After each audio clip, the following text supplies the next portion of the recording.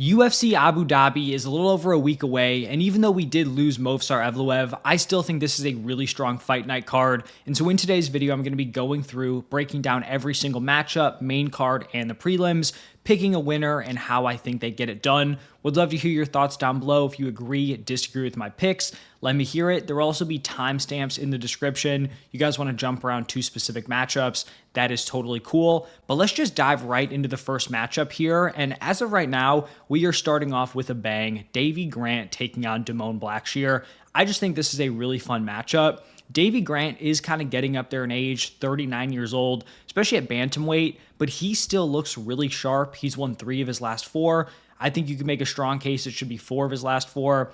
I thought he should have won the decision against Daniel Marcos, and he's kind of transitioned in the UFC purely into a striker. He showcased a lot of grappling pre-UFC. As of late, just going super striking heavy, hasn't landed a takedown in any of his last 5 fights, but he does have very good jiu-jitsu, 7 career submission wins, super impressive inverted triangle win against a high-level opponent in Rafael Assunção. He's a pretty unique striker. He has this rare kind of contrast of his upper and lower body where like down low with his kicks, they're very sharp, very technical, but then up top, he kind of throws like these big, awkward looping hooks. He's a guy who carries power really late into matchups. He's very durable, great chin, never been knocked out in his MMA career. He has been a little bit susceptible to getting submitted. 4 of his 7 losses have come by sub, but he has not lost by submission since 2018.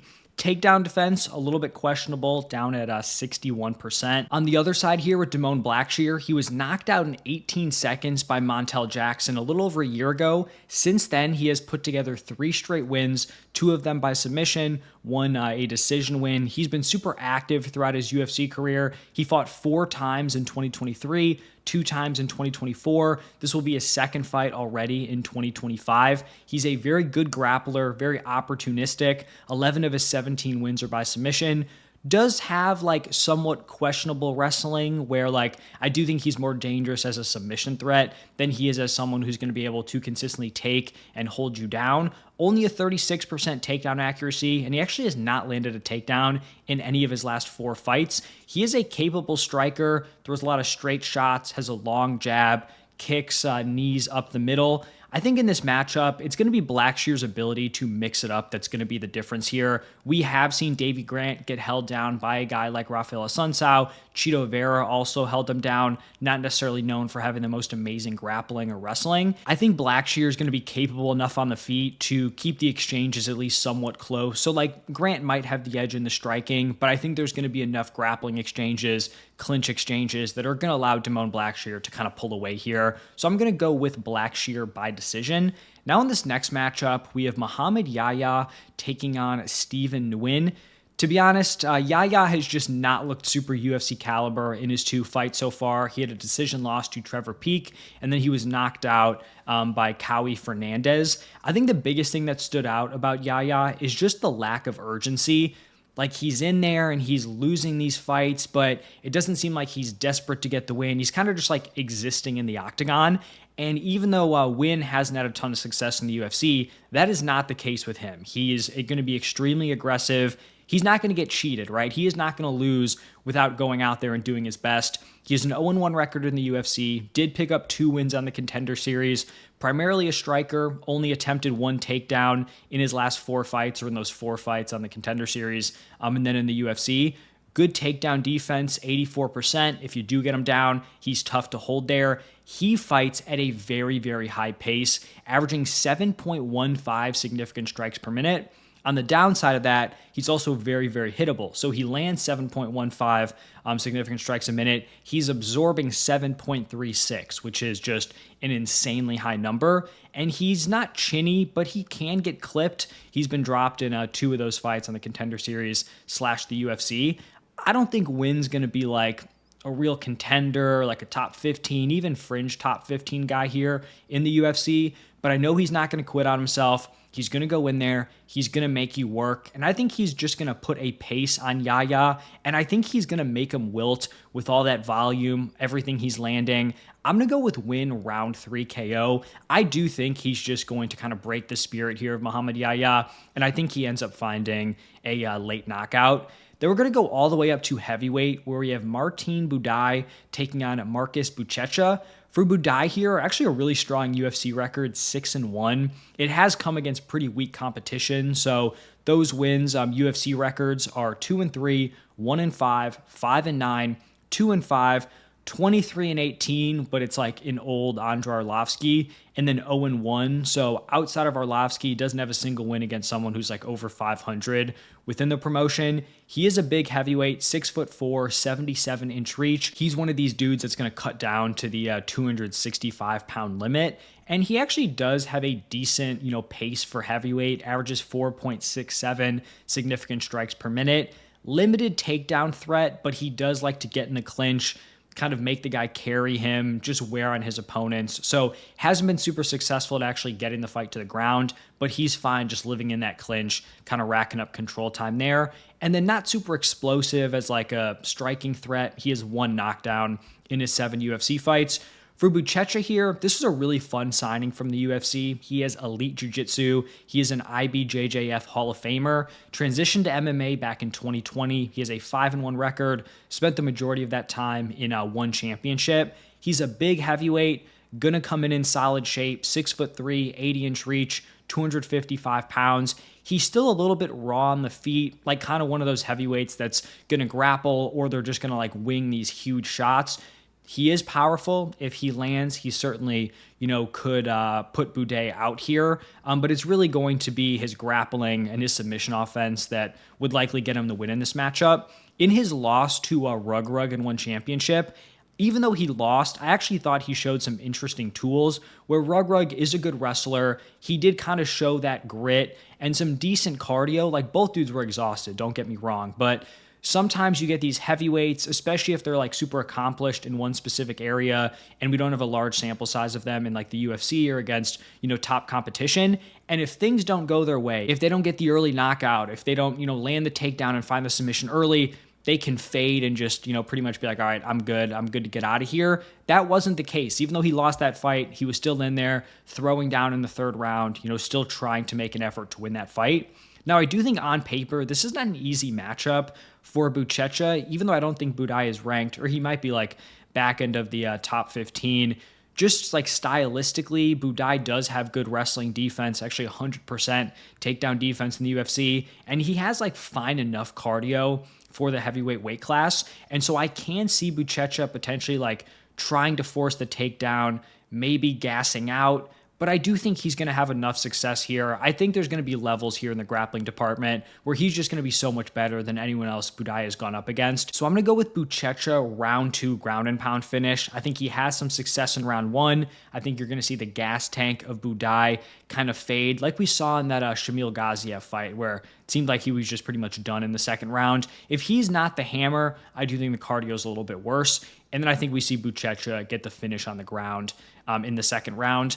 Then going all the way down to 125, we have Asu Almabayev taking on Jose Ochoa. For Almabayev, he is coming off his first loss in 7 years. He was pretty much picked apart by Manel Kopp, knocked out in the 3rd round. Just not a super competitive fight. He's still 4-1 in the UFC, has a very grappling heavy style, 42% takedown defense, averages 4.13 takedowns per 15 minutes. And then amongst his 21 career wins, 9 of those are by sub, 9 decision wins, and then 3 KOs. For Ochoa here, he's a really fun prospect in this weight class. 8-1 pro record, 1-1 in the UFC. Only career loss is to Loner Kavanaugh, who's another like really highly regarded prospect in this weight class. And then he's coming off a super fun knockout win against Cody Durden. He's an entertaining striker. He's extremely quick on the feet. He's going to mix up his targets, works all 3 levels, has an 100% finish rate, 7 knockouts, 1 submission. And the dude is only 24 years old. So he's still very green, has a lot of room to grow. Honestly, like really tough strength of schedule in your first 3 fights. Like you go up against the top prospect and Kavanaugh, then Durden, like not amazing, but in that like fringe top 15, tough guy, especially stylistically for Ochoa. And then now he's getting another ranked opponent or a ranked opponent in Asu Almabayev. There is going to be a real experience gap here. Asu is 7 years older. He almost has 3 times the pro experience of Ochoa.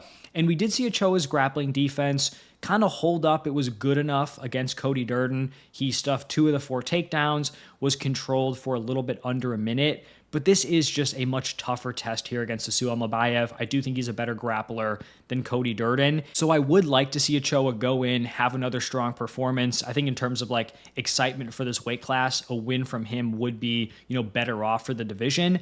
But I do think this is going to be a little bit too much of a step up. I'm going to take Almabayev by decision. If I'm wrong, I won't be upset. I am a fan of Jose Ochoa. Then we're going to have Ibo Aslan taking on Billy Elekana. And Ibo Aslan has just been the definition of kill or be killed. He has a 14-2 record.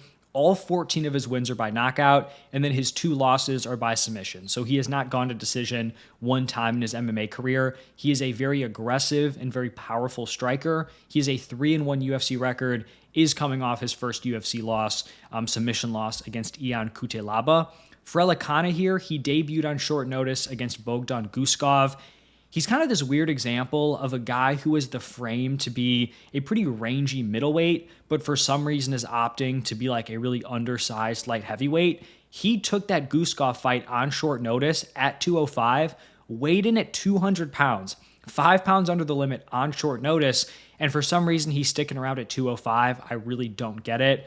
He's going to want to fight from range, has some solid kicks. He's a capable grappler, but he is just going to be super physically limited, especially up at 205 here. So I just think Ibo Aslan is going to be too explosive, too powerful. I think he's going to land a big shot, and I think he gets it done early. I'm going to go Ibo Aslan, round 1 knockout. Then we have a fight that I'm really excited for. Muslim Salikhov taking on Carlos Leal. For Salikhov, I definitely say like his best weapon, what he's most known for, is his wheel kick. He has a karate base, 8-4 UFC record, 3-3 in his last 6.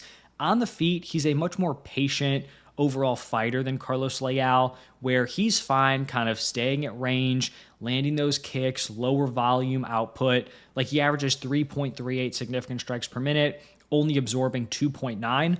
On the other side with Leal, he is just a super fun fighter. He's extremely aggressive, fights at a very high pace. He throws big shots in combination. He hits very, very hard.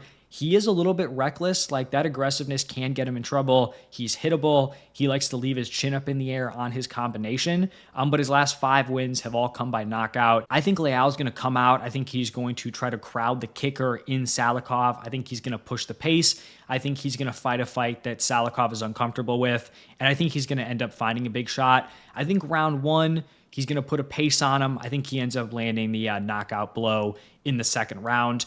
Then we're going to have, I think, the first women's fight of this card, Amanda Ribas taking on Tabatha Ricci. For Ribas here, this has been kind of a rough stretch, back-to-back losses, lost 3 of her last 4. Those losses have been against very solid competition, Mackenzie Dern, Rose Namajunas, Macy Barber. I like her staying down at 115. I just think she's way too small for 125. It just doesn't make sense. Like against Barber, Rose, even though Rose was a former 115, like she's smaller than those women. She's kind of funky on the feet. She's very loose, not super sharp, can kind of be caught. Marina Rodriguez knocked her out. Virna Jandiroba dropped her. Barber had her rocked on the feet, but she can be somewhat dangerous where she can be a little bit unorthodox, land some shots in there. She's a very good control grappler, 2.1 takedowns per 15 minutes, 53% takedown accuracy. She has very good cardio, and she's just not going to give up on herself. She does have like that pretty solid will to win, which in some of these like 50-50 fights can be big. And then for Tabatha Ricci, it kind of feels like she's pretty much at her ceiling of what she's going to do here in the UFC. She's going to be able to beat these women that are outside the top 15 or outside the top 10, like outside the rankings. And then I think she's going to struggle with a lot of the women within the top 15. And it's not even necessarily like her fault or her skill set or lack of skills. She's just really undersized, even in the lightest women's weight class in the UFC. She's 5'1" with a 61-inch reach. And we've just seen her really struggle to create like any real margins in these fights. So she's either like losing or she's winning just super close, super competitive matchups. She's coming off a very dominant decision loss to Yan Xiaonan, where she was just like completely outclassed on the feet, pretty much couldn't land anything. And then throughout her career, she has gotten like some pretty favorable scorecards. You had fights versus Angela Hill, Tisha Pennington, and then Lupi Godinez, all very, very close, competitive. She came away with 2 decision wins of those 3, so I'm sure she'll take that. She's going to come in, she's going to want to wrestle, rack up control time, but she has just struggled with like some of those higher level opponents. She also kind of struggles in the striking. Opponents land 1.1 more significant strikes per minute. So I do think this is just going to be a little bit too much of a step up. I think Ribas, even though she's not the most physically imposing woman, I think she is going to have a little bit more success in the grappling. I think on the feet, she does kind of fight from range a little bit where she's going to pop the jab out there. She's going to throw a lot of straight shots, and I just think Ricci's going to have trouble with it. So I'm going to go with Amanda Ribas by decision. Then we have a light heavyweight fight between Nikita Krylov and Bogdan Guskov. Krylov ended a 2-year layoff against Dominic Reyes, where he was knocked out very early on in that fight.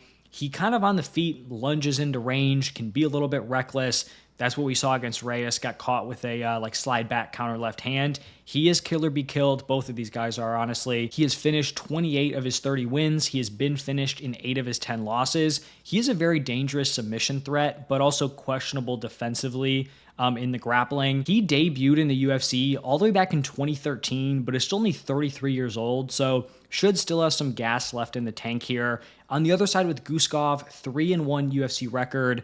He was submitted by Volkan Ozdemir in his UFC debut. Since then, he has rattled off 3 straight wins by finish. He has 20 pro fights. Only 1 of them have gone the distance. He has 14 KO wins, super dangerous and powerful on the feet. In my opinion, like watching these 2 guys' recent fights, the big thing that stood out to me was just the very concerning grappling hole that Bogdan Guskov has. He has had his back taken in 3 of the 4 fights in the UFC and like been threatened by, in my opinion, like far less dangerous grapplers than Nikita Krylov.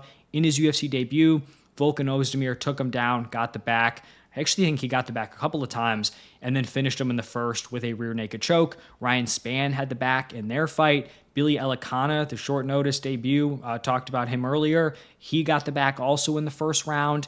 And so I think Krylov's going to get to that position if he wants to. And I think he has more finishing upside there than the other 3 guys he's gone up against. So I'm going to go Nikita Krylov, round 1, rear naked choke. Then at middleweight, we have Sharabullet making his return here, taking on Marc-Andre Barriault. For Sharabullet, super fun, creative striker, very kick heavy, going to work all 3 levels, can, throw a variety of kicks with both his lead and back leg. Very light on his feet, high volume striker, 5.87 significant strikes per minute. Not someone who's going to have crazy power, but can kind of overwhelm you with volume and get some finishes that way. He has a 4-1 UFC record coming off that loss to Michael Venom Page. Honestly, like not holding a ton against him going into that matchup. I do think maybe he was a little bit overhyped if people thought he was going to go into like the top 15 at middleweight and just run through dudes. But like losing to MVP as a striker, it's just like weird. You can't prepare for the guy. If you're not going to be able to clinch him and just like make it dirty like Ian Gary did, it's going to be tough to beat him in a straight up striking fight. Like that's just who MVP is. So not really, super down on him after that last performance. With Barriault here, he is a 14-fight UFC veteran, really strong cardio for middleweight, averages 6 significant strikes per minute. He typically is going to win fights by just outworking his opponents. He is coming off actually a very quick round 1 KO against Bruno Silva, pretty vicious elbow finish where it looked like Bruno Silva's skull was like all jacked up. But for Marc-Andre Barriault, does have some durability concerns. 3 of his last 5 losses are by round 1 knockout. So I don't expect Sharabullet to break under Barriault's pace. He does a good job kind of staying on the outside, picking at his opponents. So I don't see him just getting completely gassed out and Barriault kind of pulling away late. I do think Shara is just going to be much cleaner on the feet. And I think he's kind of going to get one of those like accumulation of damage finishes. So I'm going to go with Sharabullet by round 2 knockout. Then a really interesting matchup here. We have Bryce Mitchell taking on Saeed Nurmagomedov. This is Bryce Mitchell making his debut in the UFC at 135. I understand why he's making this move. It did seem like he was undersized at 145, but I also don't know if he has like the technical skill set to be like a ranked bantamweight, where he was able to get ranked at 145. He has very impressive control grappling. 9 of his 17 wins are by submission, but we have seen in his last 3 losses, he has been at a real physicality deficit where like Ilia Topuria, Josh Emmett, just significantly more powerful, more explosive than him. And then John Silva, I actually feel like Silva is a smaller 145er, but just in terms of like the physicality, like he could kind of have his way with Bryce Mitchell, even in terms of like stuffing the takedowns. So even a smaller guy was, more physically capable than Bryce Mitchell. He does only have 1 sub in the UFC, so a lot of those submissions are, before he got to the UFC. And then he is kind of underwhelming in the ground and pound department. He is just kind of going in there, trying to lock down a solid position and then land enough and, not let the person get back to their feet. He's not a 0 in the striking department, but definitely a little bit more limited in terms of like actually being dangerous in the stand-up. For Said Nurmagomedov, he's an interesting fighter. He has a very fun skill set. He's extremely dangerous early on in fights. He's a very sharp, quick striker, throws a variety of kicks, some fun spinning attacks, also has some submission skills. 6 of his 18 wins are by submission, but he has some really, really questionable cardio. Now, part of it might be natural. The other part might just be that he throws a ton of like attacks that use up a lot of energy and he fades in fights. Like we've seen in his losses, he lost round 2 and 3 against Vinicius Oliveira, Jonathan Martinez, and Hayoni Barcelos. So he can go out, he can spark you, submit you in round 1, but if the fight does go long, he certainly could run out of gas and end up losing a decision. So Said doesn't have great takedown defense, 62%. We saw Lokdog land 3 takedowns, rack up 7 minutes of control time. We saw Kakramanov land 5 takedowns against Said, 8 minutes of control time in a 9-minute fight. And Bryce Mitchell can push like that relentless grappling pace, really just break dudes with his wrestling. But like I said, Said can land big shots on the feet. I think there is going to be an extreme speed advantage in this matchup where it's going to look like Said is, on like 1.5 speed and Bryce Mitchell is going to be like on 0.5. Like I do think in the striking, it's going to be very clear that Said has a major speed advantage. And one thing that I think is really interesting from Said's skill set, he is a very, very dangerous ninja choke. I want to say he's landed 3 of them in the UFC. We just saw Bryce Mitchell get caught with that against John Silva. And that was a fight where Bryce Mitchell was kind of, spamming these takedowns because he felt very uncomfortable in the striking with John Silva. I think we could get a similar thing here where Said's throwing these big shots, these spinning attacks. Bryce isn't loving it, and I think he might take a reckless shot, and we could see Said potentially capitalize on that. And we've even seen Said land that submission in a fight that he was thoroughly losing. That Kakramanov fight where I said he was controlled for 8 out of 9 minutes, that fight ended because Said caught him in that ninja choke and finished him that way. So I'm going to go Said Nurmagomedov round 1 submission. And if I had to call my shot, I do think it would be that ninja choke. And then I think this is now going to be the co-main event, Petr Yan taking on Marcus McGhee. I will say at the time that I'm recording this, reported that Movsar Evloev is out. Maybe they find a replacement for Aaron Pico, but like I said, as I'm recording this, don't know that replacement yet. So for Petr Yan and Marcus McGhee here, this is kind of weird matchmaking, but stylistically it's a fun fight, so not really going to complain about it. Marcus McGhee might not be super well known, but he is very dangerous. 10-1 as a pro, 4-0 in the UFC. Kind of the rare, like, older rising contender where he's 35 years old. At 35 at bantamweight, a lot of dudes are kind of already on, like, the downside of their career, but he's rising up the rankings. I mean, this would skyrocket him into title contention. As a striker, he can switch stances, but primarily fights out of southpaw. Very patient on the feet, isn't going to rush, overextend, very efficient with his shots, but it's not like he fights at a super low pace. He can get into some higher volume fights if he wants to. He's explosive, some very dangerous kicks for not being like the biggest or like, rangiest dude in the weight class. Really nice check right hook, works the body well, has showcased some solid takedown defense, and then if you can get him down, he is tough to control. I will say he got his legs beat up pretty badly in his most recent fight against Jonathan Martinez, got out to a 2-0 round lead, then Martinez really beat up the legs, but it was just a little bit too little too late. We all know Petr Yan is great. His 4 UFC losses have been a DQ to Aljamain Sterling, a split decision loss to Aljo, the very close split decision loss to Sean O'Malley. Merab's really the only guy that's gone in and beaten him clean, and it's Merab. He's the champ. In my opinion, he is the bantamweight GOAT. Jan's coming off back-to-back wins against Song Yadong and Davison Figueiredo. He is also a very fun striker, has that bladed stance, very tough to hit clean, can fight from both stances, switches stances really well in combination, great kicks, some really fun trips also that, could potentially set up some control time for him. And then he also has just proven 5-round cardio. I do think this fight being a 3-rounder does benefit Marcus McGhee. Jan's kind of known for being a slow starter. People say he's going out there, he's downloading data, and that's fine in a 5-round fight where you can pull away. We've seen him do that. But in a 3-round fight, you don't want to just give away the first round because you could slip on a banana peel round 2, the judge thinks it's a knockdown, and all of a sudden, you're looking at a 2-0 deficit or, you're losing the fight 2-1.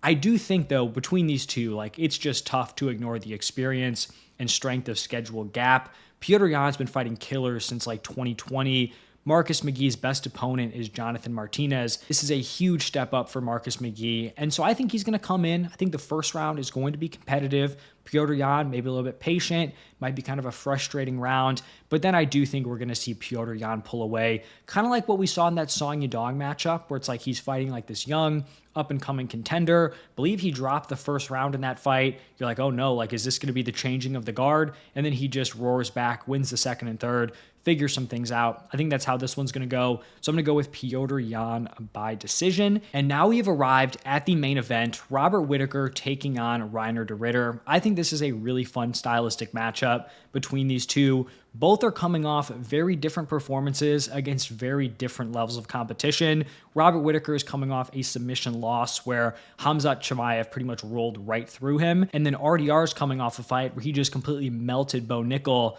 and finished him in the second round there, kind of ending that Bo Nickel hype train, at least for now.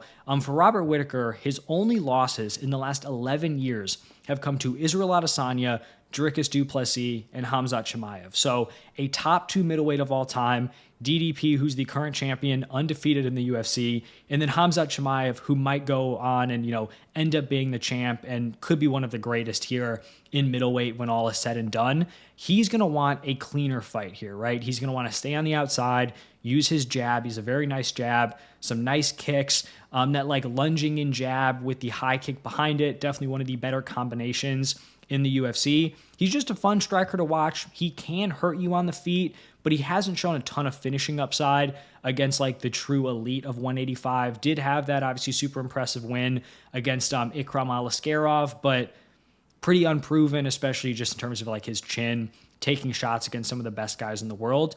I think he has underrated grappling. I think some people are going to think Khamzat ran right through him. RDR is just going to be able to take him down at will. Khamzat's just a different animal. Whittaker has an 81% takedown defense. He has 2 submission losses in his career. One was to Khamzat. The other one was all the way back in 2011. I think one of the most interesting things about Reinier de Ridder is how much his public perception has kind of fluctuated over the last few years. In 2022, he was 17-0. He was the one championship double champion. He had finished all but 2 of his wins. It looked all right, this dude is legit, could be potential UFC champion caliber. So at that point, fan perception, especially the people who knew him, following guys outside the UFC, people were very high on Reinier de Ridder. Then he gets dominated in back-to-back fights against Anatoly Malikin, and then people are pretty much just, all the way off the bandwagon.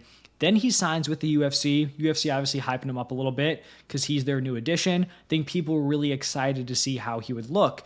He looks very, very sloppy in a win versus Gerald Meerschaert, where it's I don't even know if this dude is top 15 caliber in the UFC. So people were down on him after that debut. Then he has back-to-back very dominant wins against Kevin Holland and Bo Nickel. Not the craziest of competition, but Kevin Holland's tough.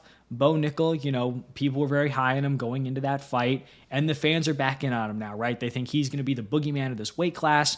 He's obviously a really dangerous grappler, has great jiu-jitsu, but I do think he lacks some of the physicality to consistently land his takedowns. On the feet, he is pretty sloppy, and we have seen him be pretty effective as the hammer, where if he's the guy pushing the pace and the other guy's wilting, he can look great. like we saw in that Bo Nickel fight. I have seen some fans make some comparisons where they compare him to Dricus du Plessis in terms of like their funky style, them having like plot armor, being super durable. And I get the comparisons, right? They are kind of funky, they're unorthodox, but Dricus du Plessis is significantly more imposing, and he's also significantly more durable. He's just like the way better athlete, and I don't think it's comparable. Like if you go and you watch those Anatoly Malikin fights, Malikin broke him twice. He put him out cold in the first fight, and then the second fight, it was not going well for Reinier de Ridder. He was on the ground, Malikin calls him up to the feet, and RDR just didn't want to get up, right? He just called the fight right there.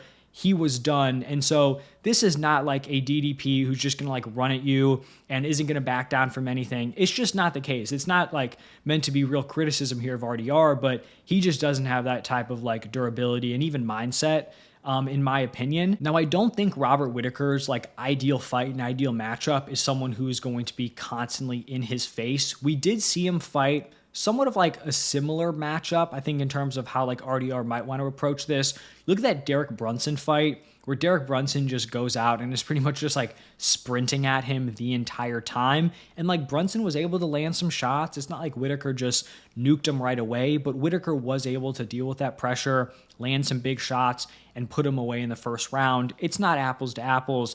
I don't think RDR is going to be as reckless as Derek Brunson was in that fight, but I do think Whittaker is going to be sharp enough to potentially deter some of the pressure that Reinier de Ridder is going to put on him. We've seen RDR go 5 rounds one time. Robert Whittaker has done it 5 times. He's also done it against the much better competition. So I am going to side with Robert Whittaker here. I've been trying to decide between a late finish and then a decision win for Whittaker. I could see RDR trying to push that pace early, using a lot of energy, and Whittaker does end up finding that finish late in the fight. And then obviously I can also see Whittaker winning a decision like he's done in a lot of these like higher level middleweight fights. I ended up settling with Robert Whittaker by decision. I do think he takes this one. I know the odds are close. I know RDR has looked pretty good in his last couple of fights.